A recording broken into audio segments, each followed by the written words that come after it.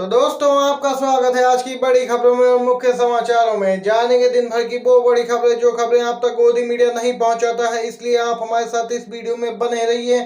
हर वो खबर आप तक पहुंचाएंगे जो खबर जानना आपके लिए बहुत ही जरूरी है। तो दोस्तों पहली बड़ी खबर से शुरुआत करते हैं। बड़ी खबर, मालोट में भाजपा विधायक अरुण नारंग को किसानों ने घेरा, कपड़े तक फाड़े। जी हां दोस्तों, कृषि कानूनों के खिलाफ संघर्ष के चलते राज्य में भाजपा नेताओं का किसानों की तरफ से जमकर विरोध किया जा रहा है। इसके तहत पंजाब सरकार के 4 सालों की कारगुजारी को लेकर मालोट में प्रेस कॉन्फ्रेंस करने पहुंचे भाजपा के अबोहर से विधायक अरुण नारंग को किसान नेताओं के गुस्से का सामना करना पड़ा है। गुस्सा इस हद तक बढ़ गया कि किसानों ने मारपीट के अलावा विधायक के कपड़े तक फाड़ दिए। नेतृत्व में बड़ी संख्या में किसान नेताओं ने भाजपा नेताओं को काले झंडे दिखाकर उनके खिलाफ नारेबाजी की और कुछ किसान वर्कर्स ने काले तेल जैसा एक पदार्थ भी भाजपा नेताओं पर फेंका जो सीधे उनके मुंह पर जाकर लगा। वहीं दोस्तों बताते चलें, इस दौरान दोनों तरफ से यानी कि किसानों की तरफ से और बीजेपी के वर्कर्स की तरफ से पत्थरबाजी हुई और इसी पूरे मामले के बीच किसानों ने बीजेपी विधायक की जमकर पिटाई कर दी। पिटाई के अलावा विधायक के कपड़े तक फाड़ दिए गए। देख सकते हैं पंजाब में बीजेपी विधायकों का क्या हाल कर रखा है किसानों ने। बीजेपी के नेता बाहर निकलने से भी डरने लगे हैं पंजाब में। वहीं दोस्तों एक और खबर जान लेते हैं। सीएम ममता बनर्जी ने नरेंद्र मोदी पर लगाया चुनाव आचार संहिता के उल्लंघन का आरोप। पश्चिम बंगाल की मुख्यमंत्री और तृणमूल कांग्रेस की सुप्रीमो ममता बनर्जी ने नरेंद्र मोदी पर चुनाव आचार संहिता के उल्लंघन का आरोप लगाया है। उन्होंने कहा कि ऐसे समय जब पश्चिम बंगाल में मतदान हो रहा है, प्रधानमंत्री बांग्लादेश जाकर मतुआ लोगों की बात करते हैं और इस तरह वे राज्य के मतुआ वोटरों को प्रभावित करने की कोशिश कर रहे हैं। वहीं सीएम ममता बनर्जी ने कहा, देखो यहाँ चुनाव हो रहे हैं और वे बांग्लादेश जाकर यानी कि पीएम मोदी बांग्लादेश जाकर भाषण पे भाषण दे रहे हैं। यह चुनाव आचार संहिता का खुल्लम खुल्ला उल्लंघन है। पश्चिम बंगाल के मुख्यमंत्री ने कहा कि नियम कानून सबके लिए समान है, इसमें किसी तरह का भेदभाव नहीं किया जा सकता है। ममता बनर्जी ने कहा कि वह इसकी शिकायत चुनाव आयोग से करेंगी और प्रधानमंत्री का वीजा रद्द करने की कार्रवाई का अनुरोध भी करेंगी। देख सकते हैं दोस्तों, बड़ी खबर सामने निकल के आई है। अगली खबर जानते हैं। केआरके ने फिर मोदी के खिलाफ कसा है तंज, बोले वो वोट के लिए कुछ भी करेंगे। बॉलीवुड एक्टर जो देश के प्रधानमंत्री मोदी को लेकर आए दिन बेबाक टिप्पणी करते हुए नजर आते हैं, एक बार फिर केआरके ने पीएम मोदी के खिलाफ तंज कसा है। केआरके ने अपने ट्वीट में एक बड़ी बात कही है।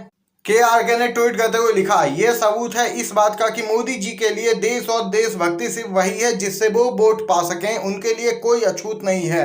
मोदी जी वोट पाने के लिए कुछ भी कर सकते हैं, कुछ भी कर रहे हैं और किसी को भी अपना भाई यार दोस्त बना सकते हैं और बेचारे अनपढ़ भक्तों को ये सब समझ नहीं आता है। एक तरफ भाजपा के नेता बंगालियों को दिन भर गालियां देते हैं, कहते हैं कि बंगाली असम और बंगाल में घुसकर बैठे हुए हैं, बीजेपी सत्ता में आने के बाद उन सबको वापस बांग्लादेश भेजेगी।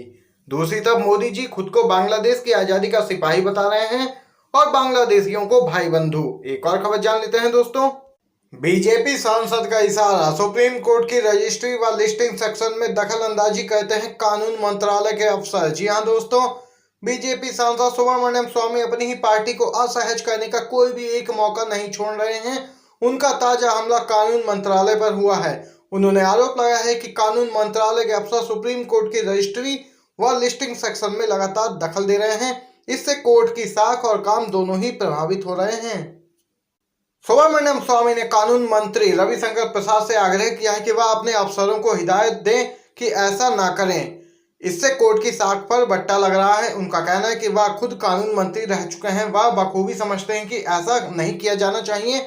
मंत्री रहते वह कोर्ट की मर्यादा का पूरा ख्याल रखते थे, लेकिन लगता है मोदी सरकार में प्रोटोकॉल बदल गया है। जिस डीएचएफएल ने पीएम आवास योजना में 14,000 करोड़ का घोटाला किया है, उसने बीजेपी को दिया था 20 करोड़ का चंदा।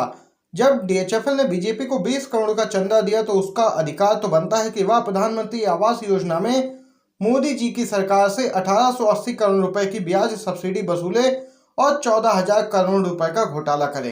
दोस्तों बताते चलें, सीबीआई ने प्रधानमंत्री आवास योजना से जुड़े 14,000 करोड़ रुपए के घोटाले का भंडाफोड़ किया है। सीबीआई के मुताबिक कपिल और धीरज ने 14,000 करोड़ रुपए से ज्यादा के फर्जी व काल्पनिक गृह ऋण मंजूर किए। साथ ही इसके लिए प्रधानमंत्री आवास योजना के तहत सरकार से 1880 करोड़ रुपए की ब्याज सब्सिडी भी हासिल कर ली। तो दोस्तों यहाँ पर देख सकते हैं, आपको ना खाऊंगा ना खाने दूंगा कहने वालों की असलियत। लेकिन ऐसी कितनी भी असलियत बाहर आ जाए, बेशर्म अंधभक्तों को तो शर्म आने से रही। ईवीएम का खेल शुरू। बंगाल में वोटर की शिकायत वोट टीएमसी को दे रहे हैं, पर्ची भाजपा की निकल रही है। पश्चिम बंगाल विधानसभा चुनाव के लिए बीते दिन पहले चरण का मतदान सुबह से ही शुरू हो गया। वहीं राज्य में 5 जिलों की 30 विधानसभा सीटों पर मतदान संपन्न हो चुका है। दोस्तों बताते चलें, और इन जिलों में ज्यादातर सीटों पर टीएमसी का कब्जा है। इसी बीच पूर्वी मेदिनीपुर की कांथी दक्षिण सीट से ईवीएम में गड़बड़ी की खबर सामने निकल के आई। ऑल इंडिया टीएमसी ने अपने आधिकारिक ट्विटर अकाउंट के जरिए चुनाव आयोग और पश्चिम बंगाल के चीफ इलेक्शन ऑफिसर को टैग करते हुए लिखा है कि कांथी दक्षिण विधानसभा सीट पर कई मतदाताओं द्वारा यह दावा किया गया है कि उन्होंने टीएमसी को वोट दिया, लेकिन वीवीपैट में भारतीय जनता पार्टी का सिंबल दिखाया जा रहा है। यह बहुत ही गंभीर है और अविश्वसनीय है। टीएमसी ने मांग की है कि मतदाताओं द्वारा किए गए इस चौंकाने वाले दावे पर तुरंत ही एक्शन लिया जाए। वहीं दोस्तों बताते चलें, यहाँ पर बीजेपी का ये खेल शुरू हो चुका है। ईवीएम में गड़बड़ी का मामला सामने निकल के आ गया है पश्चिम बंगाल के विधानसभा चुनाव में। दोस्तों आपका क्या कुछ कहना है इस खबर पे, आप अपनी राय भी बताइएगा कमेंट बॉक्स में। अगली खबर जान लेते हैं। टीएमसी सांसद डेरेक ओब्रायन बोले 2 मई को बंगाल की बेटी जीतेगी, गद्दारों की हार होगी। पश्चिम बंगाल में पहले चरण के मतदान के बाद टीएमसी के नेता और सांसद डेरेक ओब्रायन ने एक बड़ा बयान दिया है।